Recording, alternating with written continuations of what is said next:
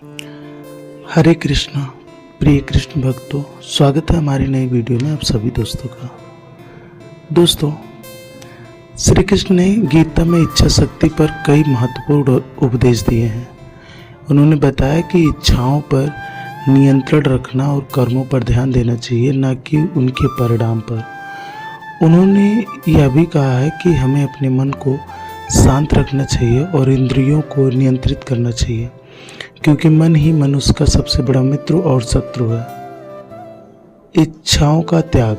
श्री कृष्ण ने बताया कि कुछ इच्छाएं हमें दुख और कष्ट देती हैं, इसलिए उनसे दूर रहना चाहिए। हमें अपने कर्मों पर ध्यान देना चाहिए और उनके परिणाम चिंता नहीं करनी चाहिए। गीता में कहा गया है कि अर्थ है कि हमें अपने काम को ईमानदारी से करना चाहिए। उनके परिणाम के बारे में सोचने की बजाय हमें अपने काम पर ध्यान देना चाहिए। श्री कृष्ण का मानना है था कि मन ही मनुष्य का सबसे बड़ा मित्र और शत्रु है। मन को शांत करके हम जीवन की अधिकांश इच्छाओं का समाधान पा सकते हैं।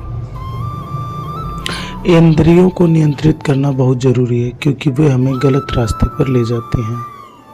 श्री कृष्ण ने स्वतंत्रता की इच्छा के बारे में कहा कि आत्मा चेतना एक सूक्ष्म कण है जिसके पास पदार्थ को हिलाने की अपनी कोई शक्ति नहीं है। श्री कृष्ण ने बताया कि हमें भक्ति और भरोसा इतना रखना चाहिए कि संकट हम पर आए तो चिंता श्री कृष्ण करें।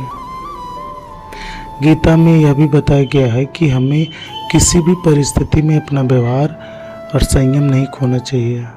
जो व्यक्ति अभिमान से रहित होता है उसे श्रेष्ठ माना जाता है। दोस्तों, इसी पे अगर हम बात करें तो इच्छा शक्ति पे, तो आइए एक स्टोरी, छोटी सी स्टोरी के माध्यम से थोड़ा सा इच्छा शक्ति के बारे में जान लेते हैं। क्योंकि सबसे बड़ी बात ये होती है कि हमारी इच्छा शक्ति से हम आगे भी बढ़ सकते हैं और पीछे भी जा सकते हैं। जिनकी इच्छा शक्ति मजबूत होती है वो कुछ भी कर सकते हैं।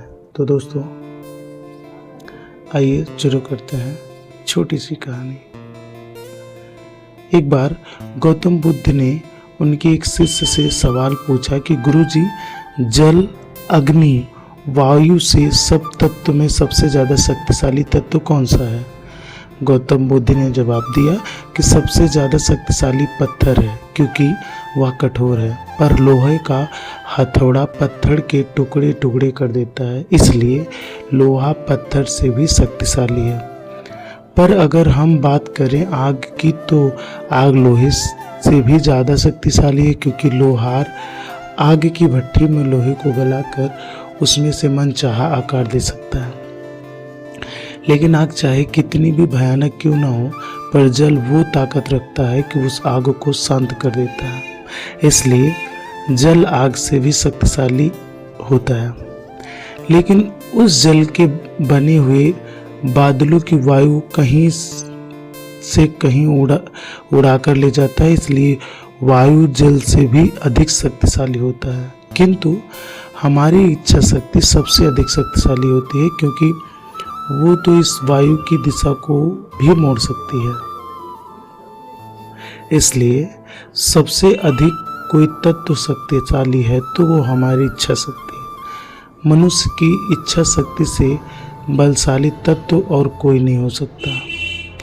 यदि हम कोई काम अपनी इच्छा शक्ति से करें तो हमें सफल होने से कोई नहीं रोक सकता। इसलिए हमें अगर सफल होना है तो कोई भी काम अपनी इच्छा शक्ति से करना चाहिए, क्योंकि हम सफल तभी होते हैं जब हम दूसरों की नहीं बल्कि खुद अपनी इच्छा शक्ति से कोई काम 100% करते हैं। तो